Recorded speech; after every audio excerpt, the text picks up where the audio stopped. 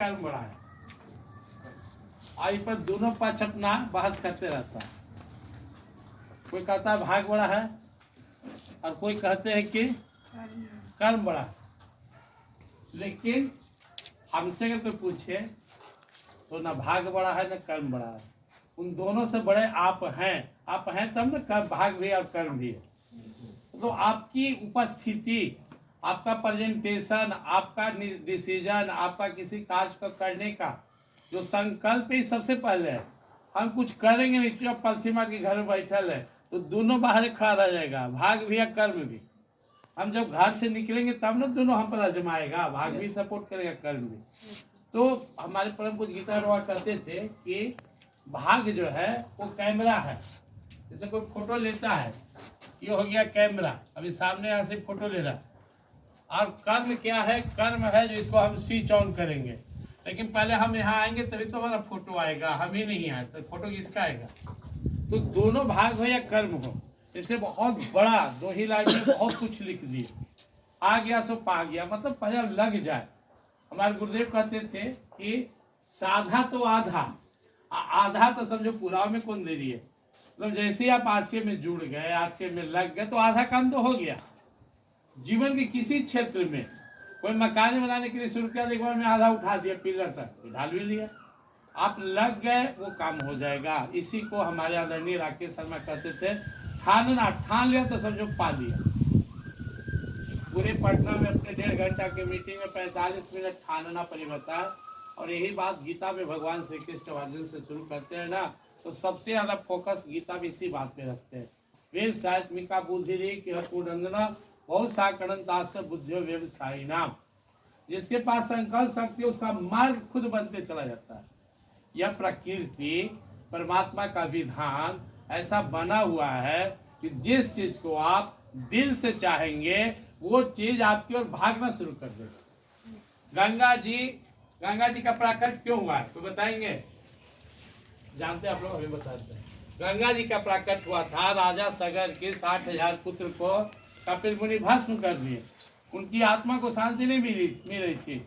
हुआ कि अब अपना जो देवी गंगा है वो आएंगे ब्रह्मलोक से, तो उनके जल से उनको मुक्ति मिलेगी। गंगा जी चले, अब गंगा जी आए कहाँ? तो धरती के सबसे ऊंचा स्थान को उन्होंने चुना, हिमालय को, और सागर सबसे दक्षिण में। गंगा जी चल दिए तो पहुंच भी गए, कोई रोका? कितना पहाड़ को फाड़ते हुए निकले, शहर के शहर उजाड़ दिए, मैदान बाग कोई भी नहीं रोका। तो जब हम संकल्प लेते हैं किसी चीज का, चाहे वो सही हो गलत हो, संकल्प दोनों हो सकता है। कोई इसी का मर्डर ही कर देता है, चोरी बन जाता है, लटक जाता है, तो क्या करता हो? संकल्प है। तो सही संकल्प हमें समाज में इज्जत प्रतिष्ठा मान सम्मान सब दिलवाता है, धनवान विद्वान गुणवान बनाता है, और गलत संकल्प गिराता है। तो भगवान क्या बोलते हैं? संकल्प किसे मानेंगे? जिस संकल्प में कोई विकल्प न हो। तभी डॉक्टर साहब बता रहे थे कि करते करते हम तो ताक झाक ने कर लेते, गुड नेटवर्क हुआ कैसा नहीं तो स्वाद ले लेते। हम लोग के यहाँ पर टमटम से आते थे, भगवान से न रहा तो आधा रास्ता टमटम पर बैठ के आते थे, आधा रास्ता दौड़ दुकाता था, आ गया गड्ढा उतर जाइए सब लोग, अब दौड़िए साथे साथे। फिर जब पुल टप गया, पुल था नहीं, सब गड्ढा था, तो फिर दौड़ाता था। तो घोड़वा कैसे लगे रहता था दोनों पट्टी से। अब पुलिस में घोड़वा कैसे कर रखते हैं कि तभी लक्ष्य पर जाएगा, हमारा खाली आदेश सुनता है, नहीं तो दिमाग लगावे लगता है कुछ जगह नहीं। तो जो कहीं भी किसी क्षेत्र में हो, किसी भी क्षेत्र में सफलता का एक बहुत बड़ा कारण होता है उचित मार्गदर्शन के मार्गदर्शन में रहना। जिसका कोई गुरु नहीं है वो गुरु की तरफ भटकते रहता है। किसी भी लाइन में सफलता चाहिए, चाहे वो सांसारिक हो, आध्यात्मिक हो। अध्यात्म में सदगुरु का होना जरूरी है, तो सांसारिक में गुरु का होना है। और ऐसे ही हम लोग के बीच में एक महागुरु हम लोग के साथ बैठे हुए, जोरदार ताली आदरणीय समरेश्वर के लिए। इनके डायरेक्शन में हम लोग को बढ़ना है। जो इनका डायरेक्शन पकड़े उड़ रहा है, और ढेर तेज तेज उंगला पकड़ा रहा है। ऐसा नहीं कि अपने टीम में डॉक्टर विनोद ही सबसे तेज थे या फिर और कोई भोंद थे, सब नॉर्मल थे यहाँ पे, लेकिन उन्होंने बहुत कस के उनके बात को पकड़ा। अपलाइन को पकड़ने का मतलब अपलाइन की बात को पकड़ना। कल शिवरात्रि था, ढेर लोग साए हुए होंगे, ढेर लोग भगवान शंकर को मानते हैं, लेकिन भगवान शंकर की नहीं मानते। शंकर की मतलब शंकर की बात। हम लोग गुरु को मान लेते हैं, गुरु की बात नहीं। माँ बाप को टांग देते फोटो बना के, उनकी बात नहीं मानते। तो यहाँ की आवश्यकता है, उनके जो गाइडलाइन है। नहीं तो झूठो भूखे प्यासे सुतल है, झूठ सच मोबाइल पर 3 घंटा बतिया लिए, 3 घंटा और नमः शिवाय करेंगे तब ना लाभ होगा। तो मैं ज़्यादा समय नहीं लूँगा, 2 ही बात आपके सामने रख रहा हूँ। पहली बात है, आप अपने मन से कुछ ना करें। यहाँ पर आप आ गए, ये आप आ गए, इसमें आप आके जुड़ गए, यहाँ पे सिस्टम में आप आ गए, आरसीएम के अंदर आप आ गए। अब आप आरसीएम में आ गए हैं, अब आप क्या कीजिए कि आप में आरसीएम आ जाए। तो आप में आरसीएम कैसे आ जाएगा, इसका रूल्स है। पहला रूल्स है कि आप प्रोडक्ट यूज करना शुरू कर दिए। दूसरा है इसका मीटिंग सेमिनार में जाना शुरू कर दिए।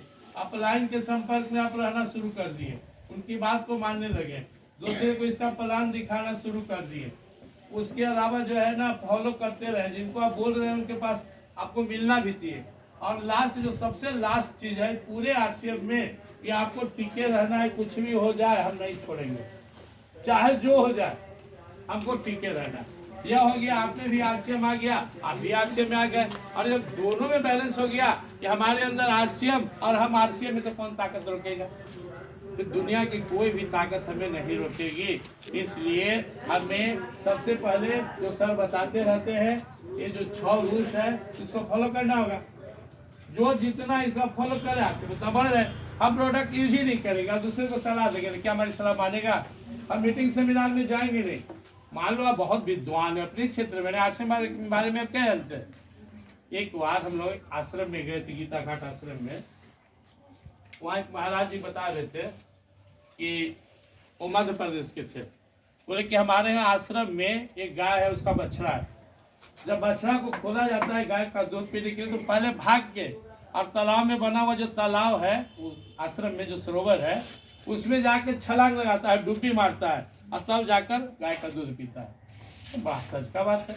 लोग देखने जाता था कि बछड़ा खोलते अपने से तालाब में कैसे डुबकी लगाता है। गुरु जी बताए कि जब ये बछड़ा था छोटा, तो उनका चेला पकड़ पकड़ के ले जा के स्नान कराता था। जब दुहने का टाइम आता था, तो पहले गाय के बछड़ा को खोला, ले जाकर डुबकी लगाया, और फिर उसके बाद जाके दूध पिलाता था। 2 दिन पकड़ के ले गया, 4 दिन आधा मेहनत लगा, 1 महीना के बाद से वो क्या हुआ, शुरू हो गया। अब जैसी कोई खोले, जाके पहले तालाब में डुबकी लगाए, फिर उसके बाद जाकर के वो दूध पीता था। ऐसी एक और घटना था झाबुआ जिला का, आप सर्च करेंगे नेट पर तो आ जाएगा। एक लड़का था 25 साल का, वो अपने कांधा पर उठा लेता था एक बड़ा सा भैंस को। भैंस का वजन था 6 मन, और वो लड़का उस भैंस को अपने कांधा पर लेकर और घूमता था, लोग देखने आते। तो पूछा कैसे उठा लेता है 6 मन का? बोला कुछ नहीं, जब जन्म लिया तो वो कमजोर था।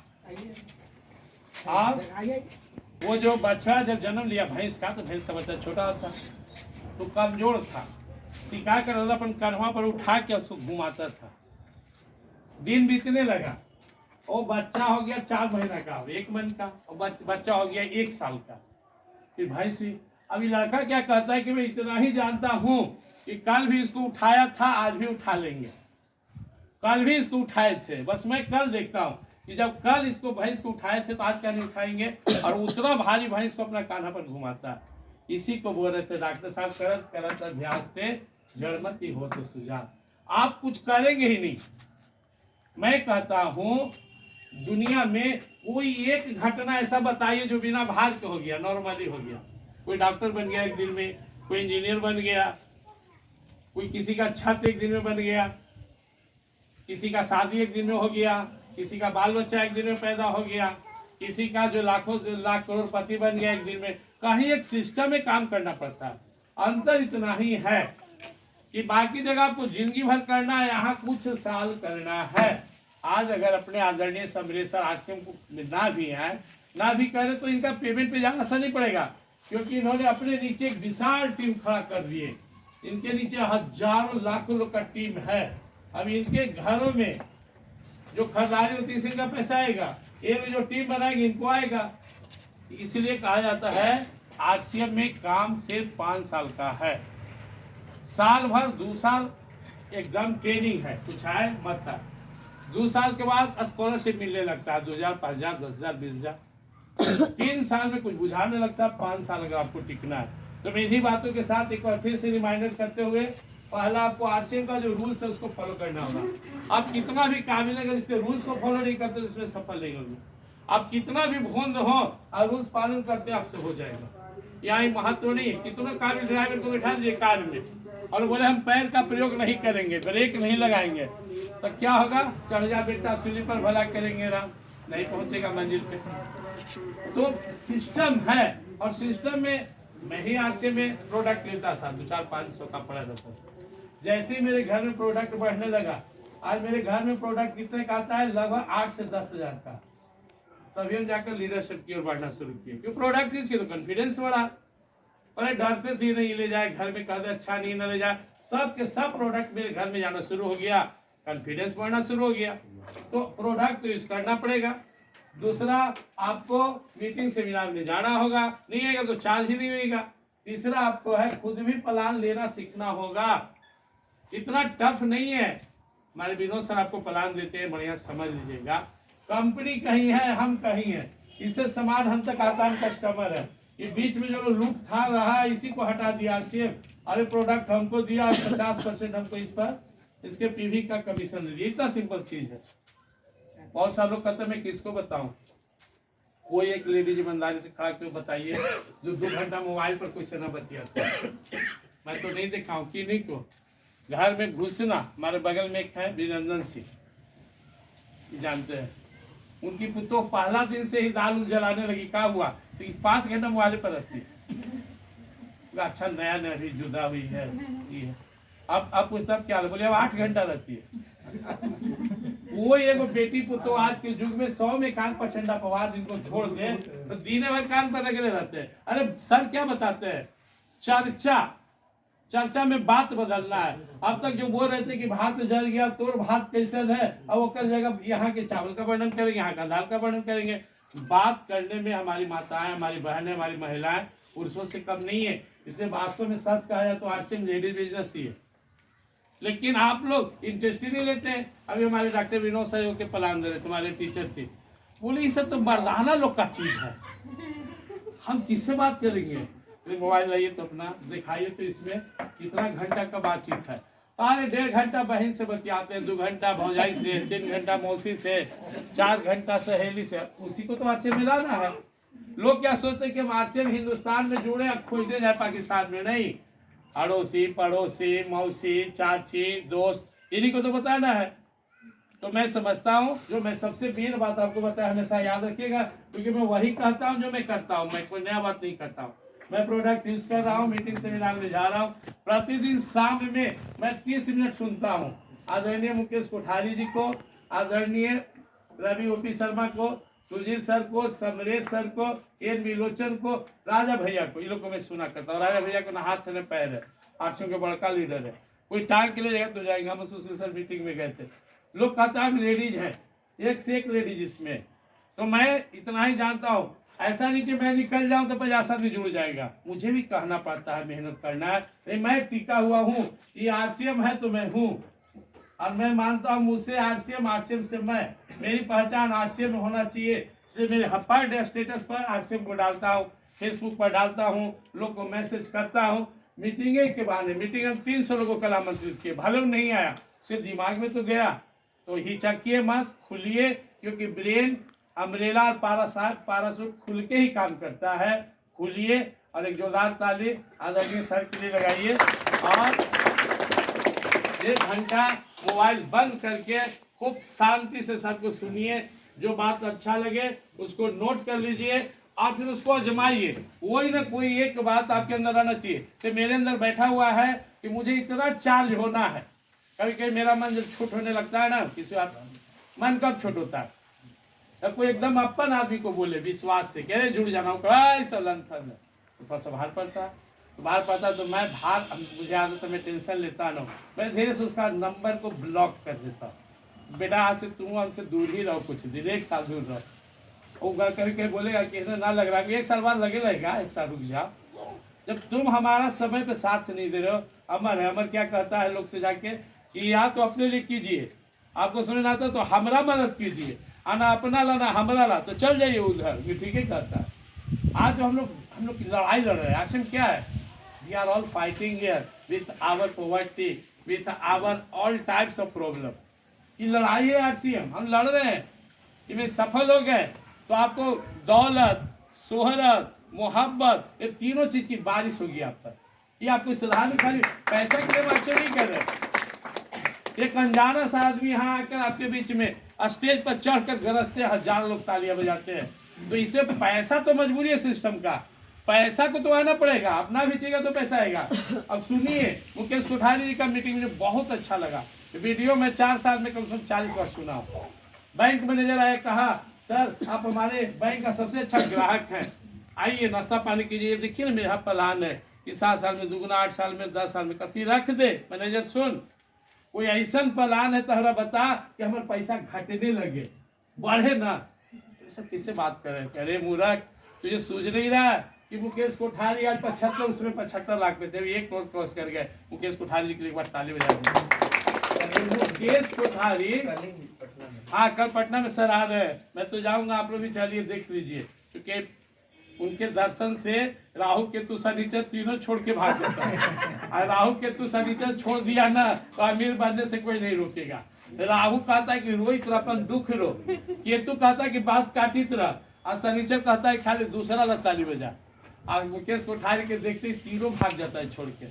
तो मैंने को समझाया कि आरसीएम बिजनेस में अगर कोई आ गया है तो उसके पास पैसा आना मजबूरी है, वो चाहे मत चाहे। हम नहीं चाहेंगे, सुशील सर नहीं चाहेंगे, सामने से तो छोड़ दीजिए, चूंकि उनका पैसा का हमने के पास तो अभी स्रोत, उनके पास तो सागर मुड़ गया, तो ताकत है। इस चीज को समझिए, पैसा आरसीएम में आना मजबूरी है, लेकिन आरसीएम में जो सबसे बड़ा चीज मिलता है वो सम्मान है, लोग का प्यार है, लोग के साथ संबंध है, सब चीज फ्री मिल रहा है। 1 रुपया बिना लगाए, बिना कोई रिस्क लिए, बिना कोई टेंशन लिए, केवल वही जो हम पहले से करते आ रहे थे, खर्चा और चर्चा, ये 2 काम करते हुए हमारे जीवन में इतनी सारी अपॉर्चुनिटी है। तो फिर हमको क्या करना चाहिए? अपने लीडर से जाकर झरवाना चाहिए। राहु केतु शनिचर छोड़ देगा, जीवन उन्नत हो जाएगा। जय हिंद, जय भारत, जय।